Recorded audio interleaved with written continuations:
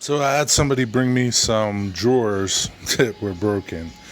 They just came apart. These IKEA drawers, these are IKEA drawers. What people tend to do is when they put them together, they just rely on these cam pins to hold everything together. Not good.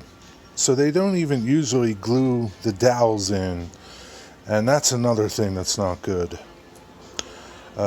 It's really important to, and I don't know if IKEA in their instructions tell you to not do this or do it, one or the other, but it's important to glue your dowels and glue everything.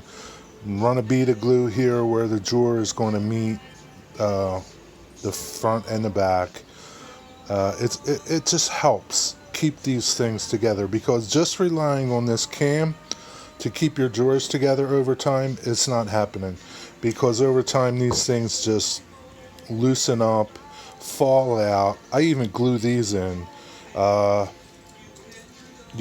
because they're unreliable. This isn't how your drawer is going to stay together over time. Glue is how your drawer is going to stay together over time. Take the time and do it right, and you won't have your drawers falling apart on you a couple months after you get your IKEA furniture. It's important. Also important to put them in clamps. You got to clamp them up. Hey, be safe on your job site and in your shop. Here's the finished drawer.